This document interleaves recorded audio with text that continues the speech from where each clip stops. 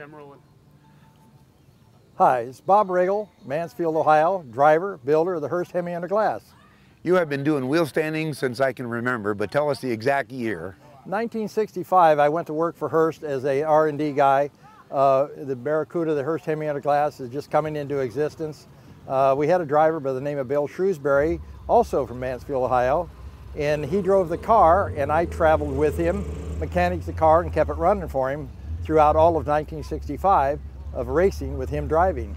And then you got the idea, or did he get the idea to leave?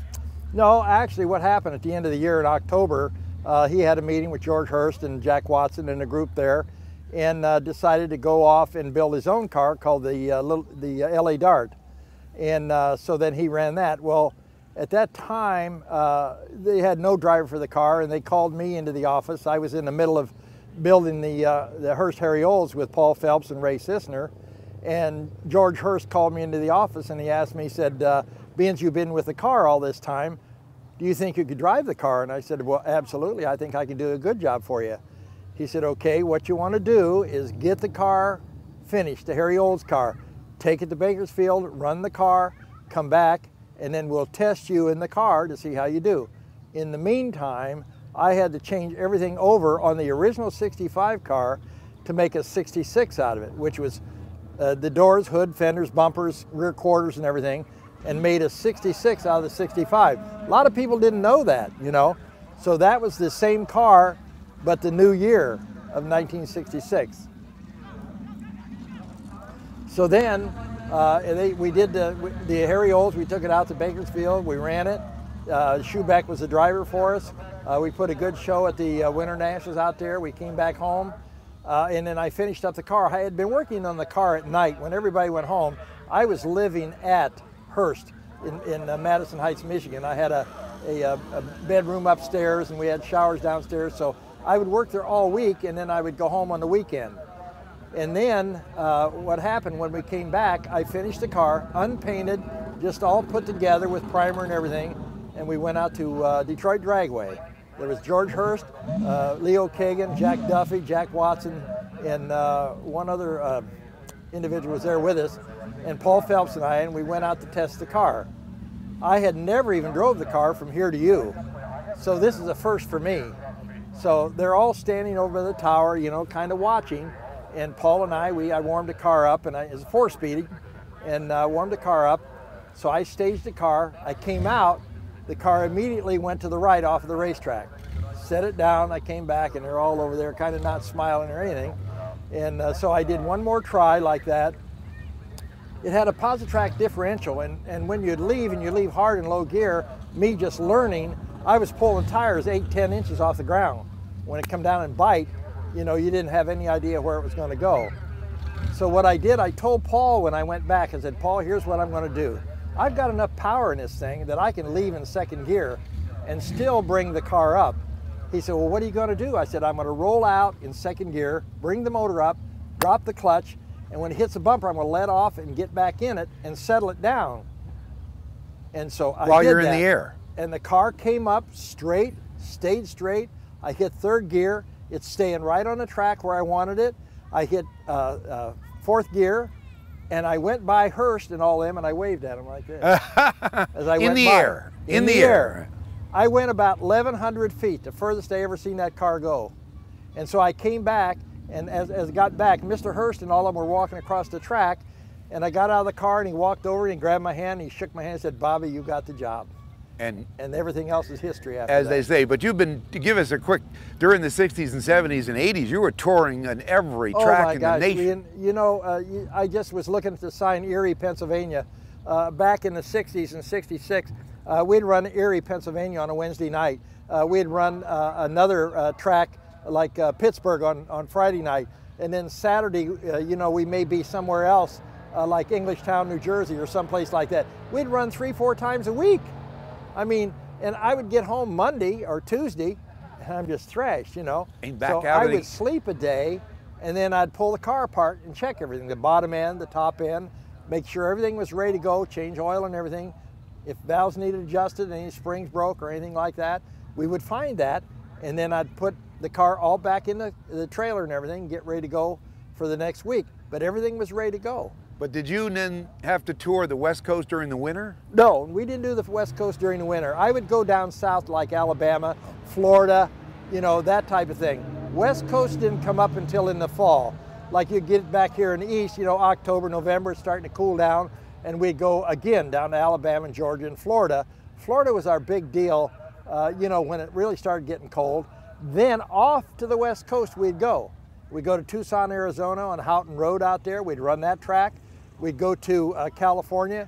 Every Thanksgiving we had a big deal going on in Irwindale, California. All the wheel standers, me, Connie Swingle, Little Red Wagon, the Paddy Wagon, Bob Perry, all of us, you know. And we'd have Steve Gibbs was running that track at that time, with Steve Evans was the announcer. And we just had a great time. And then now, so are you visiting the West Coast during the winter, or? Exactly. We went to Irwindale. We do the big, you know, Thanksgiving weekend wheel stand meet. You know, a big deal every year. We went there, and then we'd stay the week, and then we'd run Orange County. We may run Fontana. We may run Long Beach. Okay, but then we spent up until a lot of times, Jan, it would end up to where you would run clear into the first week of December. I already left home, you know, some time ago. And so my wife's raising 3 kids back there, and I'm running a car.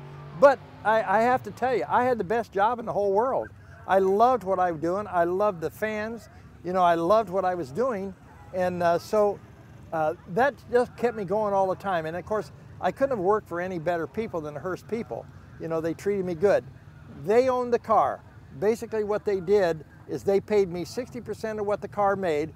The 40% went back to them that went into a fund. If I would happen to crash the car, we would have money to rebuild it. And then, and that's what I did with them from '66 until 1970, actually 71.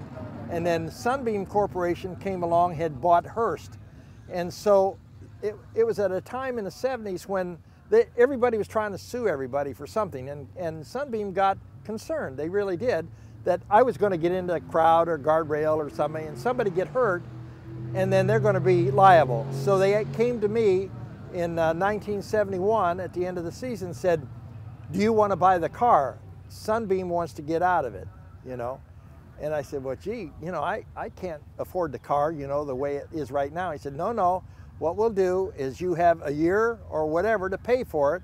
You pay us what you can, but the fund that you had put into the savings for the last 4 or 5 years, we will give you towards the car and truck.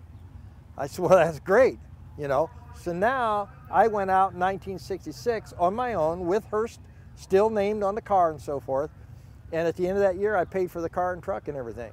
So then you continued till when? So then I continued after that. I ran Hemi Under Glass on the side of it, but I couldn't put Hurst in the H, okay? Because at that time, that was the insignia right there that would leave them liable for anything. So it said Bob Riggle's Hemi Under Glass. If you look at some of the older pictures, you'll see it.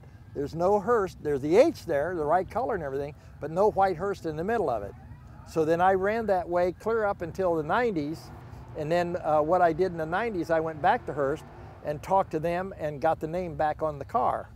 And you know, the one nice thing about it after those years had gone by, you know, and I did other things for a little while and I came back, is that prior to that we were running a car without all the things they have today, die-cast cars, t-shirts, hats, pictures, you know, that kind of thing.